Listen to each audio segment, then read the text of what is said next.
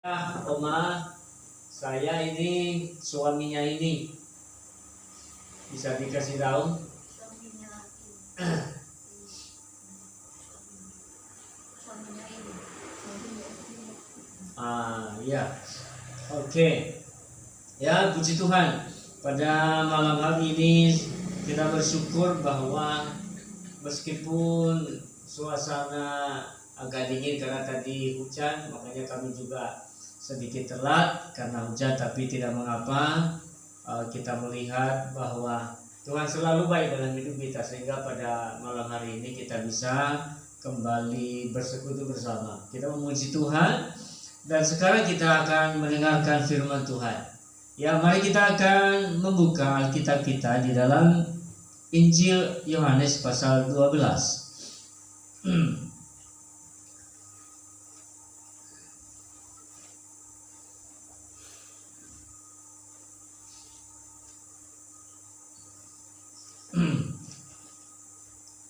Ya, Injil Yohanes pasal 12 ayat yang pertama sampai dengan ayat yang ketujuh. Ini satu perikop dari ayat ini, dari firman Tuhan ini. Judulnya adalah Yesus diurapi di Betania. Ya, Yesus diurapi. Nah, saya akan bacakan firman Tuhan buat kita pada malam hari ini. Dikatakan 6 hari sebelum Paskah, Yesus datang ke Betania, tempat tinggal Lazarus yang dibangkitkan Yesus dari antara orang mati. Di situ diadakan perjamuan untuk dia dan Marta melayani, sedang salah seorang yang turut makan dengan Yesus adalah Lazarus.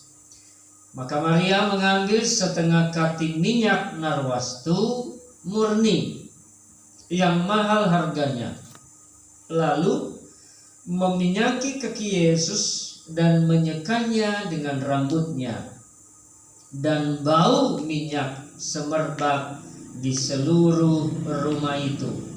Tetapi Yudas Iskariot, seorang dari murid Yesus yang akan segera menyerahkan dia, berkata, "Mengapa minyak narwastu ini tidak dijual 300 dinar dan uangnya diberikan kepada orang-orang miskin?" Hal itu dikatakannya bukan karena ia memperhatikan nasib orang-orang miskin, melainkan karena ia adalah seorang pencuri.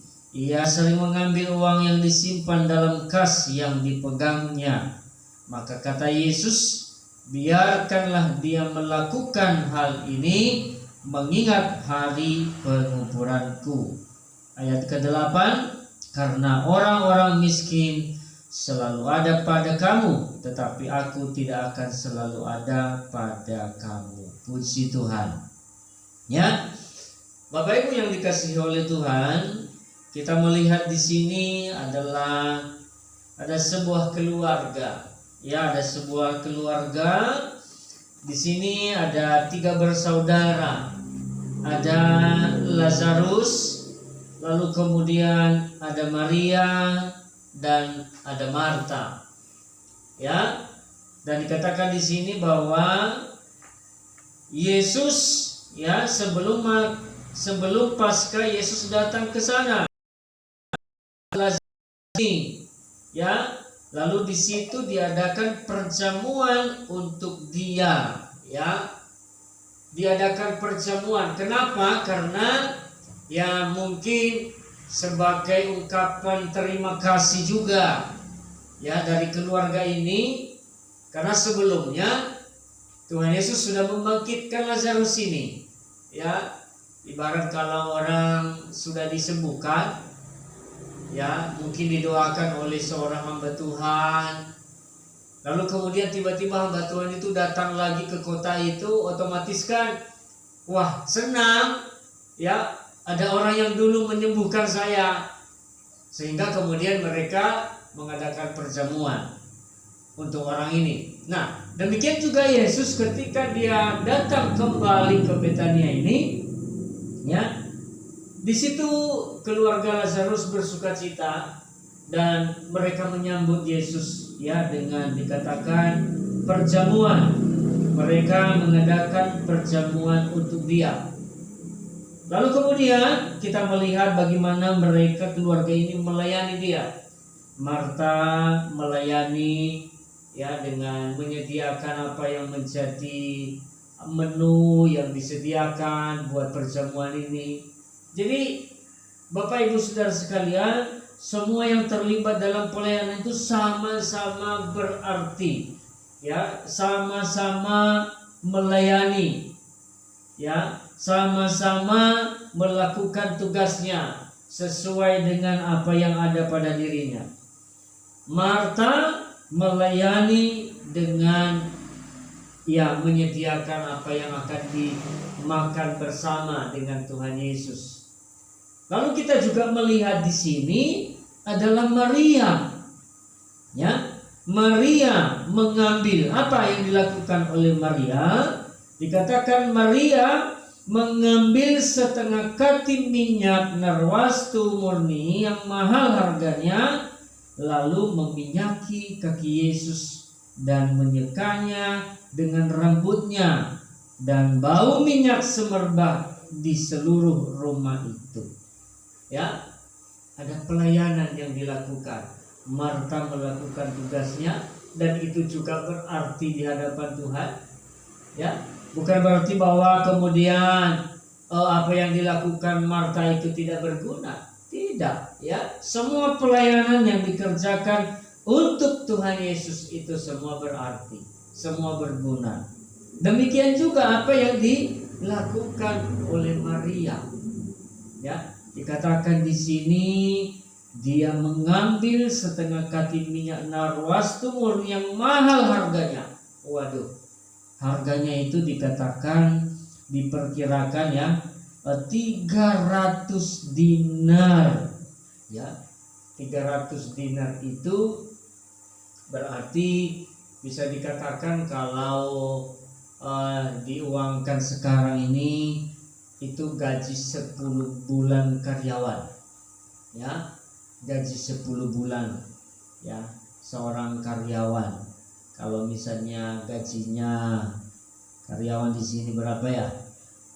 Anggaplah 1,5 juta misalnya ya. Ya, 1,5 juta. Kalau 10 bulan berarti 15 juta. Yaitu harganya yang kalau kita perkirakan untuk saat ini, ya.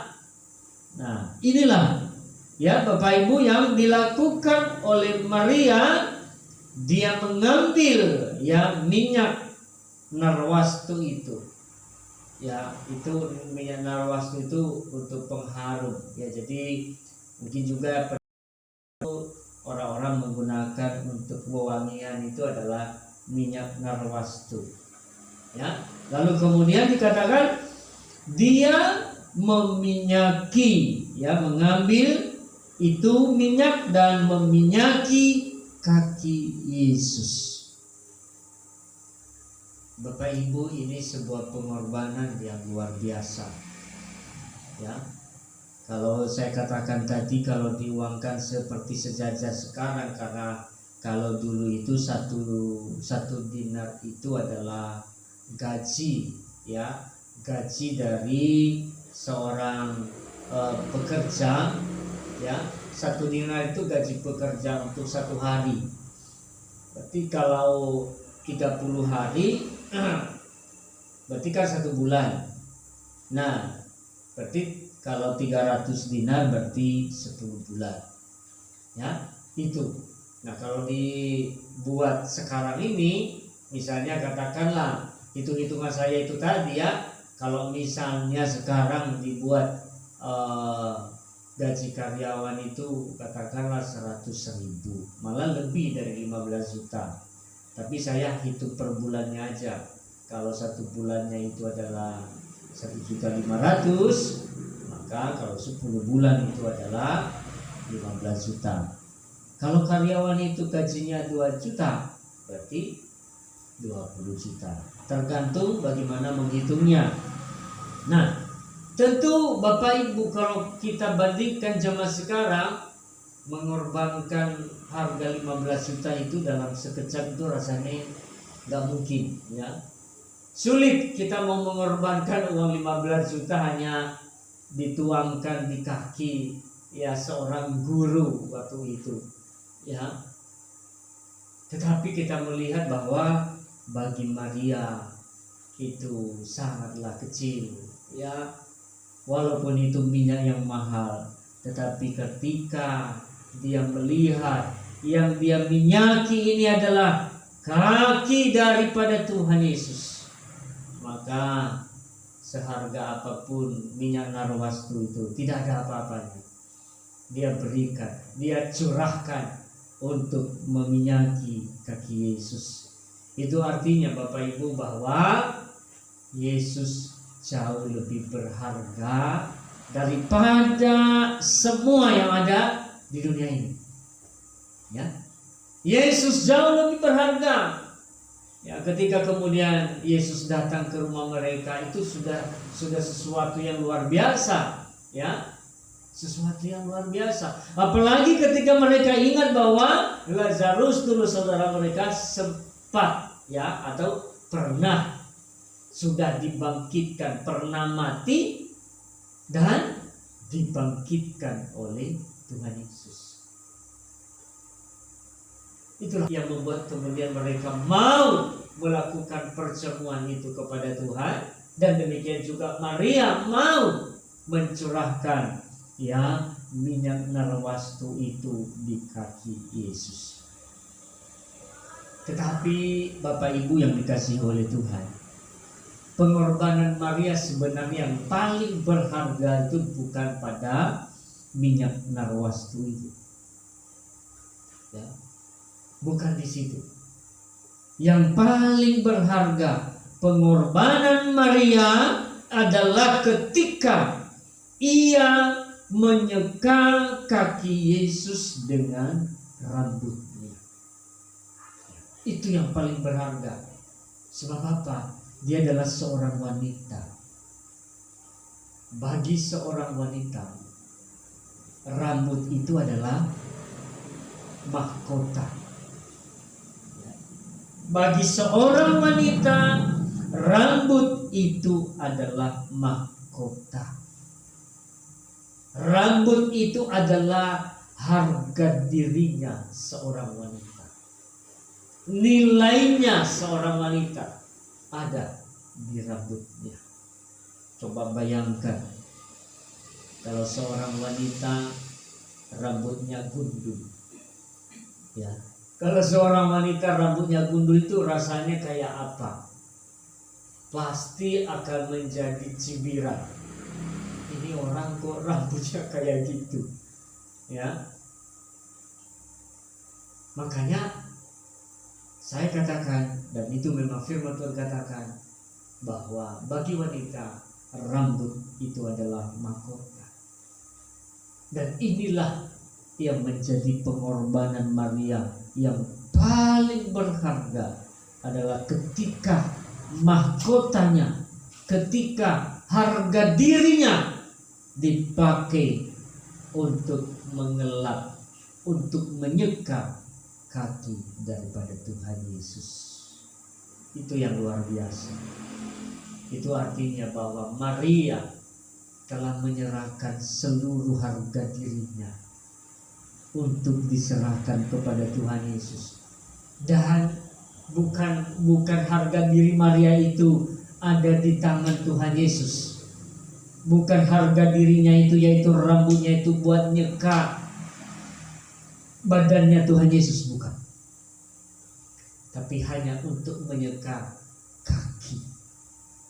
Kita tahu Bapak Ibu, kaki adalah tempatnya ya kotoran, debu, karena kita jalan setiap hari.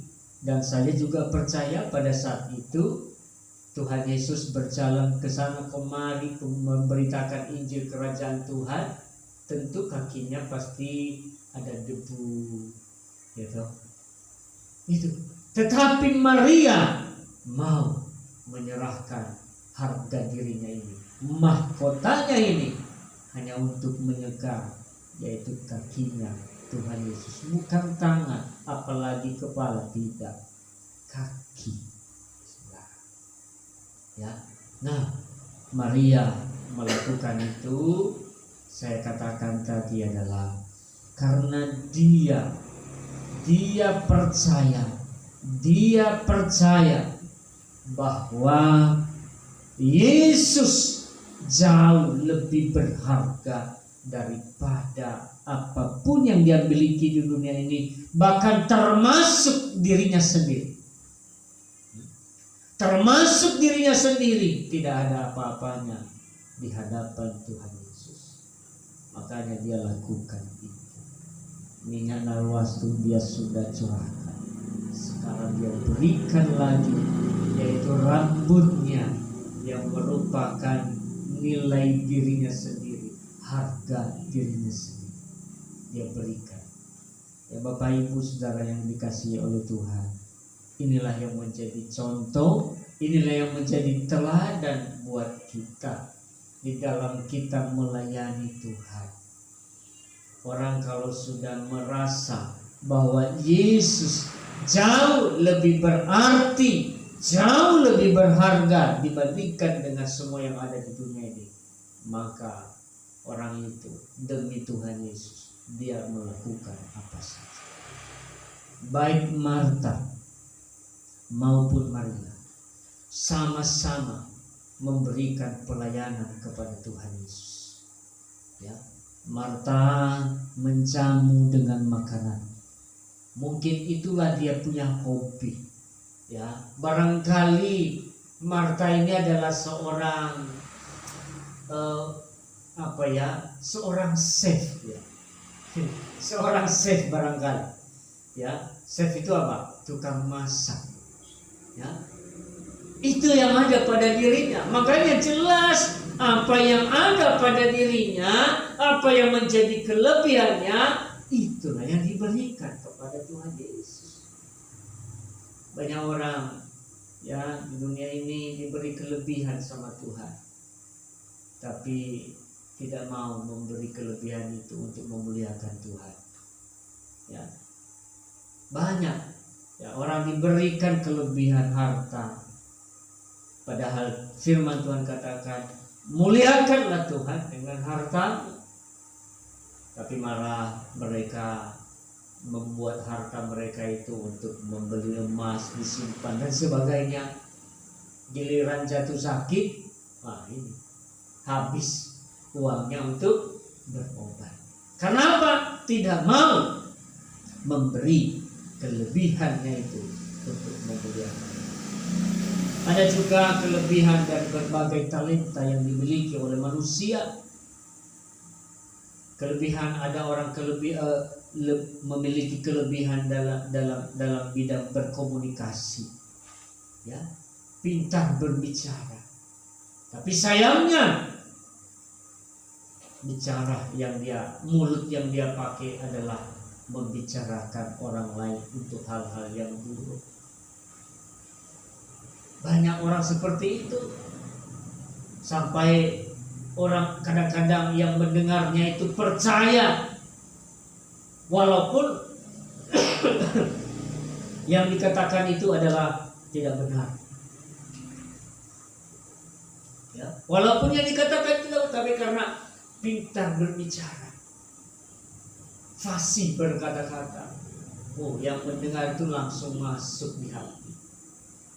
Ya. Nah ini seringkali kelebihan yang dimiliki seseorang tidak dipakai untuk memuliakan Tuhan, tapi justru untuk melakukan dosa. Dan banyak kelebihan yang dimiliki oleh orang lain. Ya. Kelebihan seseorang misalnya di bidang musik. Ada kelebihan seseorang dengan suaranya, yaitu dengan memuji Tuhan seharusnya. Tetapi banyak yang punya suara bagus malah dipakai untuk menyanyikan banyaknya lagu. Bukan berarti tidak boleh mencari profesi sebagai penyanyi, artis, boleh saja. Tetapi jangan sampai suara yang bagus yang diberikan Tuhan itu sama sekali tidak untuk melayani Tuhan. Dan banyak hal lagi Bapak Ibu. Nah ini Marta, dia punya kelebihan di situ, maka dia berikan kepada kita. Apa yang bisa kita miliki? Apa yang kita rasakan sebagai kelebihan diri kita? Itu harus kita berikan untuk memuliakan Tuhan. Kita punya waktu di rumah banyak, kita berikan waktu itu untuk Tuhan. Saya mengajari anak-anak di siswa saya, baik itu di SD maupun di SMP, di masa mereka yang saat ini sedang dihimpit dengan kemajuan teknologi, dan juga hampir tidak ada lagi di antara anak-anak zaman sekarang ini bekali atau diberikan HP sama orang tuanya. Namun saya selalu mengingatkan kepada mereka agar mereka mau memanfaatkan teknologi itu untuk kepentingan yang positif. Mungkin mencari pengetahuan itu di Google boleh, mencari lagu-lagu rohani di YouTube ya. Tapi kalau tidak, maka alat itu bisa disalahgunakan, bisa dipakai mencari tontonan-tontonan yang tidak layak buat anak-anak. Nah ini kenapa anak-anak lebih banyak waktunya sepulang sekolah, mereka di rumah. Orang tua kerja, mereka di rumah tanpa pengawasan. Akhirnya mereka apa?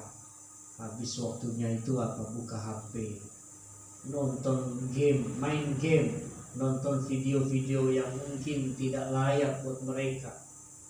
Nah ini tidak memanfaatkan waktu yang diberikan Tuhan untuk hal yang positif. Makanya saya selalu ingatkan kepada mereka. Yang bahkan ada di kelas saya itu, saya suruh mereka itu untuk mengambil waktu berdoa setiap hari. Pulang sekolah terserah mau jam sore, mau siang, ambil waktu setengah jam. Ya, biasakan diri untuk berkomunikasi kepada Tuhan. Ya, saya bilang mereka kepada siswa kami di sana itu, kalau kamu punya masalah, bukan cuma kamu pribadi tetapi keluarga, kamu bisa jadikan itu sebagai pokok doamu. Mungkin usaha keluargamu kamu dengar lagi kurang bagus, jadikan itu pokok doamu. Ada keluargamu yang sakit, jadikan itu pokok doamu. Atau kamu mungkin merasa bahwa dalam mata pelajaran tertentu kamu kurang, jadikan itu sebagai pokok doamu. Kamu bisa lakukan itu setiap hari, supaya waktu yang mereka miliki di rumah itu tidak terbuang atau tidak terpakai untuk hal-hal yang tidak penting. Dan berbagai kelebihan yang Tuhan berikan dalam hidup kita, mari kita pakai untuk memuliakan Tuhan. Maka demikian juga kepada Maria, bagaimana ia mengorbankan harga dirinya, mengorbankan mahkotanya, yaitu harga dirinya yang terletak pada rambutnya itu, untuk menyekat kaki Yesus. Kita ini Bapak Ibu sudah dibeli. Harga kita sudah dibayar lunas oleh Tuhan Yesus. Jadi harga kita itu mahal memang, tetapi bukan untuk diri kita lagi, melainkan untuk Dia yang sudah menebus kita dari segala dosa kita. Sekali lagi kita sudah diambil. Tuhan sudah menebus kita dari penggadaian dosa dengan harga yang mahal, dan Dia sudah membayar lunas harga kita. Karena itu mari kita serahkan hidup kita. Kita berikan hidup kita ini untuk Tuhan. Bapak Ibu yang dikasihi Tuhan, setiap saya berdoa, kadang-kadang saya bangun tengah malam. Saya bangun kadang-kadang jam 2, setengah 3. Saya berdoa. Doa saya terus setiap hari. Tuhan, saya ingin hidup yang Engkau berikan ini, dengan masa hidup yang masih ada Engkau berikan, saya ingin hidup ini berguna. Saya ingin hidup ini bermanfaat bagi Engkau dan bagi sesama.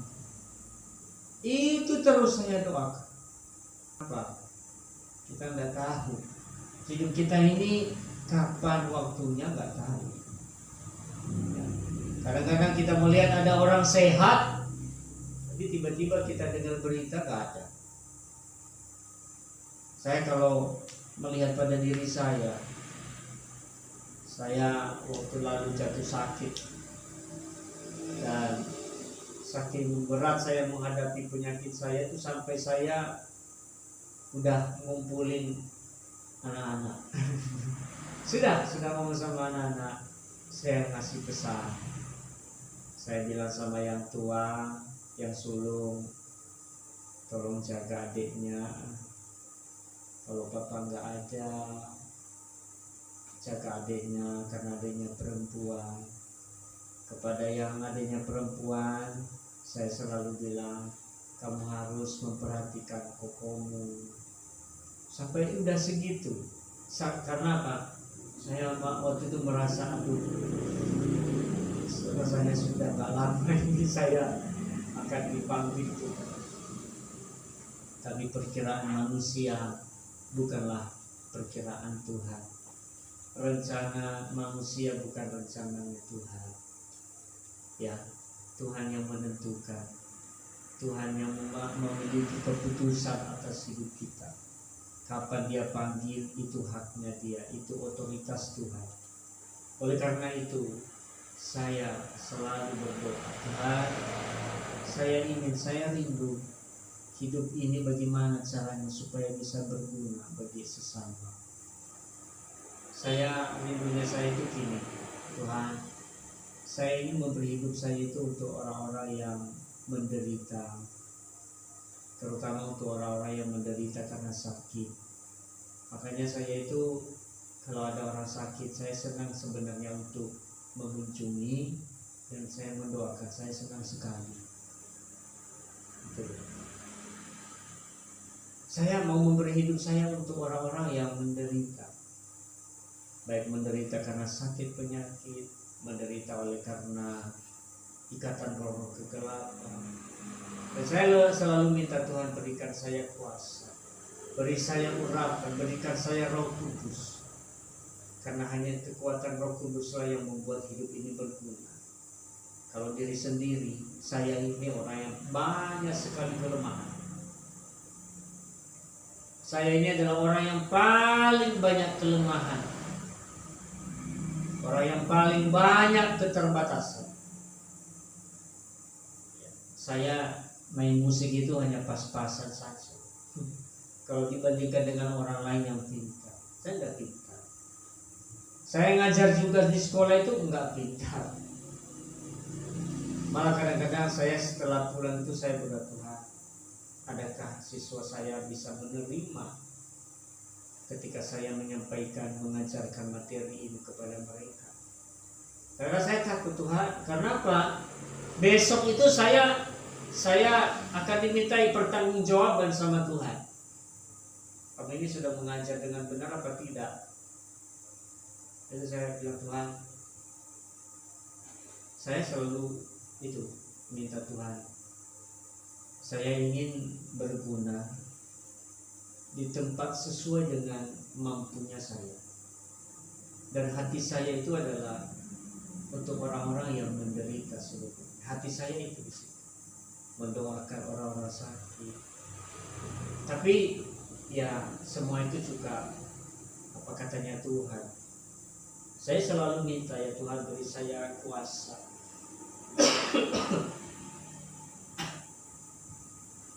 Yang menyembuhkan orang adalah Tuhan. Yang memulihkan seseorang itu adalah Tuhan dengan kekuatan Roh Kudus. Baik ya, saya minta sama Tuhan, beri saya Tuhan, beri saya.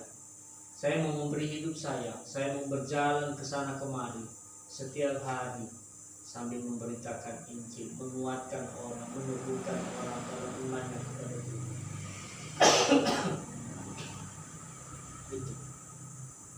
Karena saya mau memberi hidup saya untuk Tuhan. Sampai nanti waktunya kontrak saya di dunia ini sudah habis. Karena kita di dunia ini kan kontrak. Kita kontrak di dunia ini. Entah sampai kapan. Cuma waktu kontrak itu Tuhan sendiri yang tanda tangan. Kita nggak ikut tanda tangan. Kalau kan kita ikut tanda tangan kan kita tahu kapan. Ya. Tapi itulah hidup saya sekarang ini, ingin memberi. Makanya kenapa waktu lalu saya datang ke sini menemui Richard dan Robi, ya saya mau memberi waktu saya untuk membantu kalian di sini sampai nanti Tuhan menetapkan apa keputusannya buat kalian di sini. Itu urusan Tuhan, terserah Tuhan.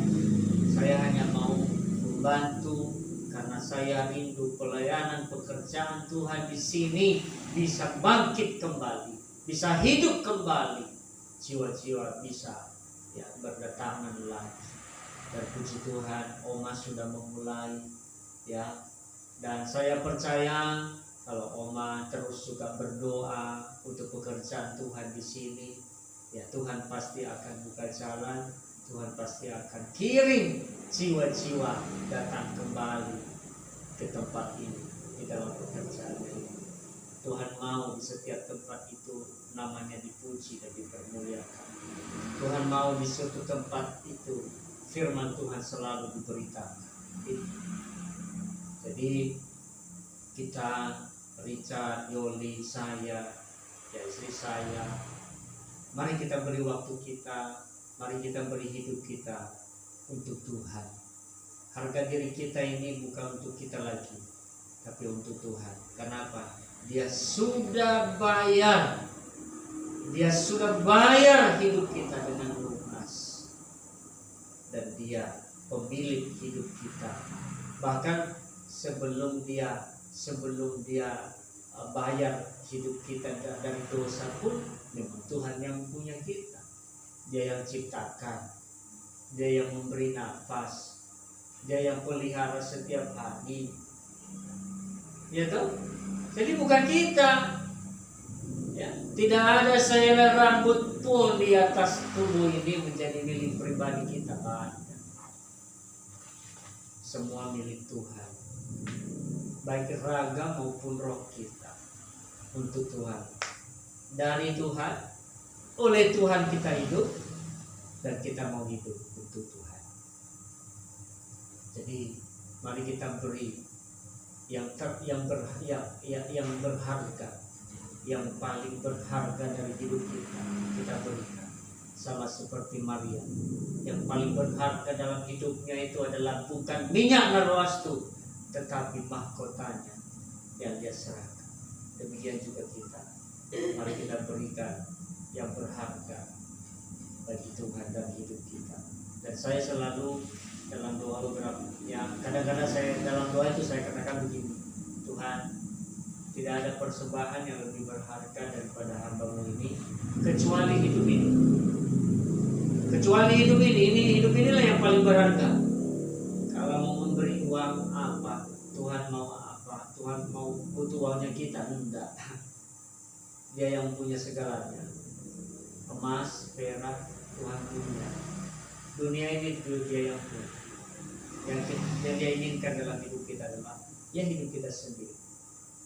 Dengan segala apa yang dia berikan kepada kita, kita permuliakan. Ya.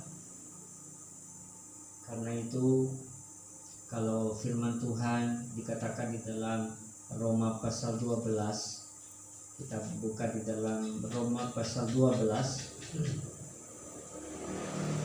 ya, ayat 1. Karena itu saudara-saudara, demi kemurahan Allah aku menasihatkan kamu supaya kamu mempersembahkan tubuhmu sebagai persembahan yang hidup, yang kudus dan yang berkenan kepada Allah. Itu adalah ibadahmu yang sejati. Ya, dengan menyerahkan hidup kita, tubuh kita, ya itulah ibadah kita.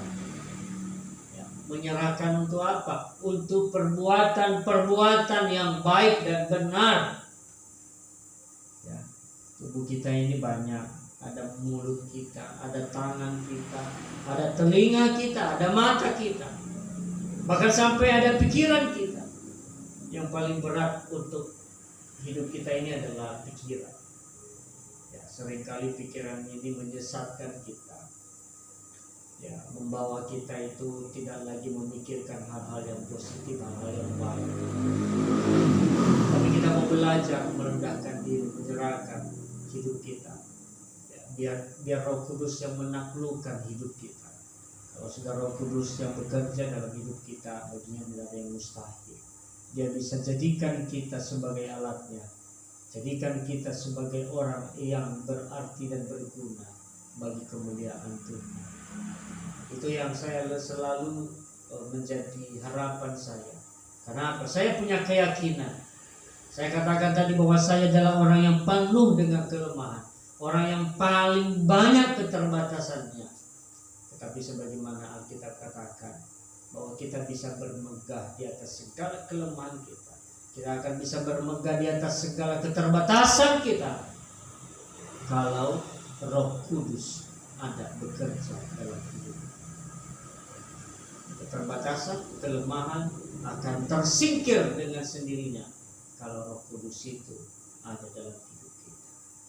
Ya, mari selalu kita minta bahwa Roh Kudus itu kebutuhan kita, Roh Kudus itu penolong kita, Roh Kudus itulah yang akan terus bekerja sama dengan demikian juga dalam pekerjaan kita di tempat ini.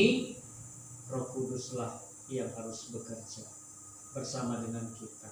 Kita hanya mengerjakan apa yang kita kerjakan, tapi Roh Kuduslah yang paling hebat, yang paling luar biasa untuk melakukan pekerjaan yang luar biasa pula bagi pekerjaan Tuhan di tempat ini.